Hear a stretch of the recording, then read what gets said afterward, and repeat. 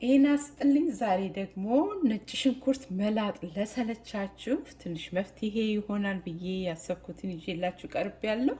ይሄው የምታዩት እንደዚህ ቆንጆ ሆኖ ተልጦ ታጥቦ ተዘጋጅቶ የሚሸጥ ነው ከውጭ። ይሄ ለብዙ ጊዜ ይጠቅመናል።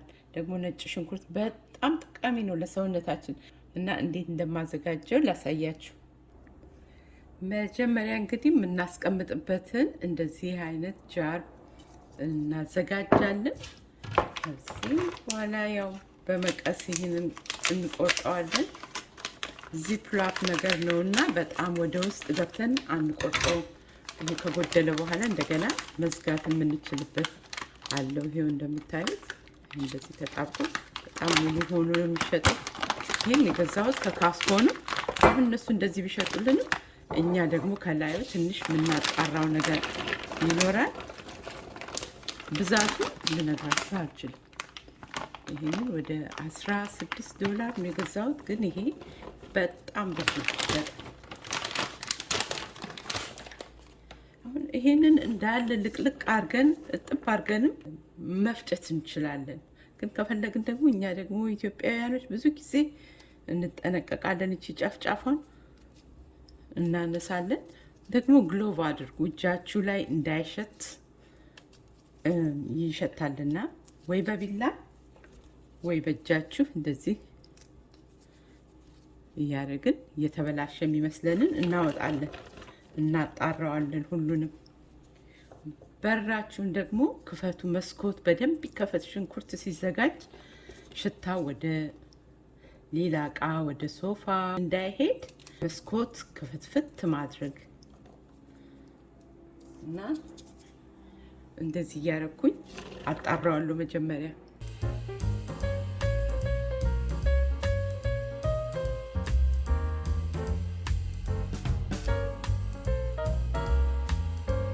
ይሄን የሚያክል አጥርቼ አውጥቻለሁ። ይበቃዋል። ይሄንን እጥለዋለሁኝ።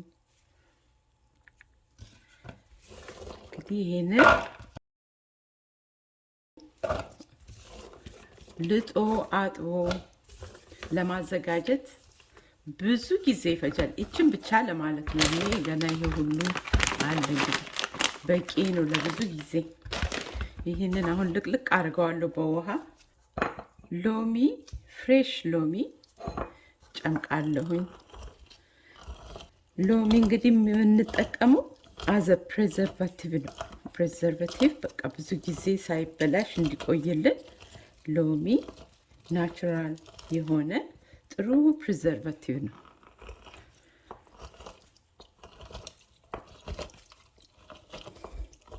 እንደ ሎሚው ምን ያህል ውሃ እንዳለው ነው እንደምታዩት። አንዷ ሎሚ ይህን ያህል ብዙ ነው ጁስ ያለው፣ ከበቂ በላይ ነው። ሁለት አይነት መንገድ መጠቀም እንችላለን። አንደኛ በጁስ ሜከር እንደዚህ ይሄንን በመጠቀም ቆንጆ አድርገን አልመን መፍጨት እንችላለን። ወይም ደግሞ በፉድ ፕሮሰሰር ሽንኩርት መክተፊያ ያለ አይደል ኤሌክትሮኒክ፣ በሱ ድቅቅ አድርገን መክተፍ እንችላለን። እኔ አሁን በዚህ ላይ 2 ጊዜ ይከትፍልኛል። ቆንጆ አድርጎ ይበቃዋል። በዚህ ላይ ትንሽ ሎሚ ጨምራለሁ።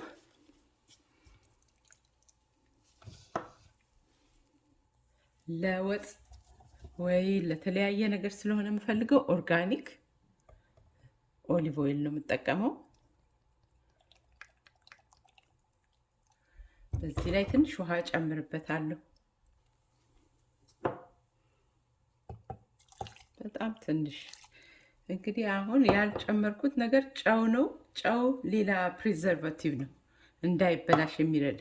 መጨመር እንችላለን። እኔ ግን ዛሬ መጨመር አልፈለኩም። ስንጨምርም ብንጨምርበትም ምንም ጉዳት የለውም።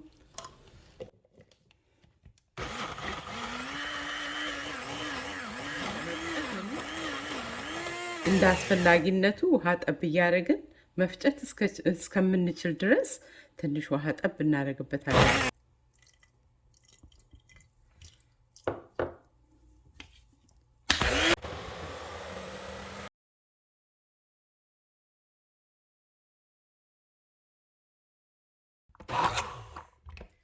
እንደዚህ ሆኖ ወጥቷል። እንደምታዩት ነው። በጣም ነው የሚያምረው። ግልግል አይደል? ስለ ነጭ ሽንኩርት ገና ብዙ ምነግራችሁ ይኖራል ብዬ አስባለሁ። እንዲህ በቀላሉ አዘጋጅተን ከዚህ ወደዚህ ገለብጠዋለሁ። እንዲሁ መልኩ እንደ አማረ ለብዙ ጊዜ ሊቆይልን ይችላል። እንደ ፍሪጁ ቅዝቃዜ አይነት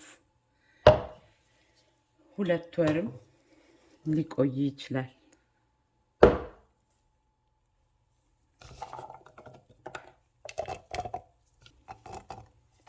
ዘይትና ሎሚ ጨምሬያለሁ።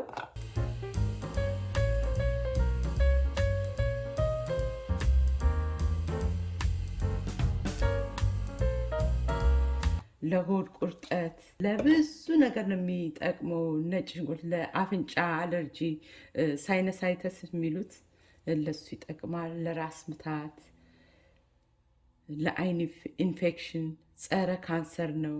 ደግሞ ለማንኛውም ኢንፌክሽን ጸረ ባክቴሪያ ነው።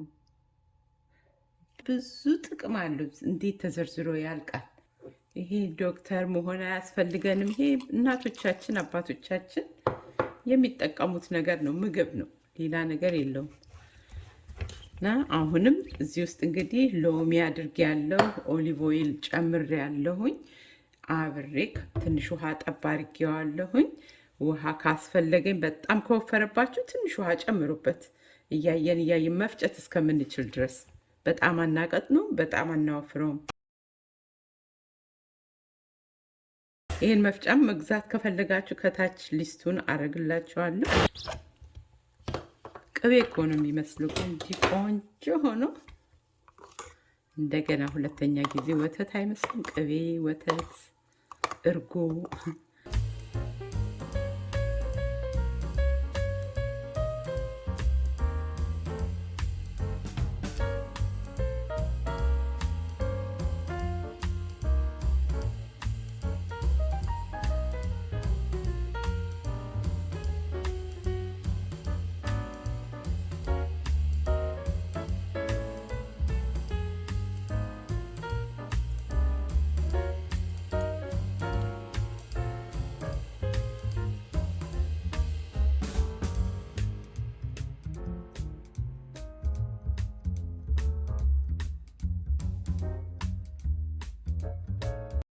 ይሄን ይመስላል። በላዩ ላይ ዘይት መጨመር እንችላለን። ከላይ የምንጨምርበት ዘይት አየር እንዳያበላሽብን ነው።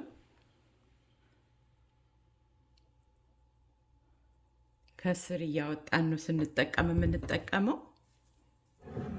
ከላይ ብቻ ዘይቱን እንደዚህ እናደርግበታለን። ከስር አውጥተን ያለው ዘይት የሚቀጥለውን ደግሞ ይሸፍንልናል። እንደዚህ አንድ ከተዘጋጀ ለምንም ነገር ማለት ነው፣ ለሽሮ፣ ለዶሮ ወጥ፣ ለስጋ ወጥ፣ ለቀይ ወጥ፣ ላልጫ፣ ለፈለግነው ነገር ከዚች ወጣ አድርገን ጠባ አድርገን ለጤናችን የሚሆን ምግብ እንመገባለን።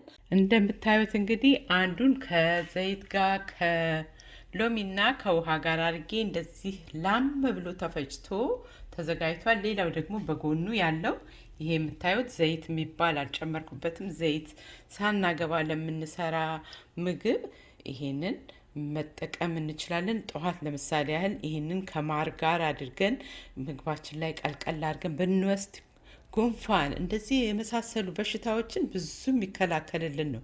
ነጭ ሽንኩርት ተፈጥሯዊ መድኃኒት ነው። ይሄን ቪዲዮ እንግዲህ ይጠቅማል ብላችሁ ካሰባችሁ ለሌሎችም ሼር አድርጉልኝ። በቅድሚያ አመሰግናለሁ። ሰብስክራይብ ያላደረጋችሁ ብትኖሩ ሰብስክራይብንና የመጀመሪያውን ደወል ተጫኑ። በሚቀጥለው ቪዲዮ እንገናኝ። ደህና ቆዩኝ።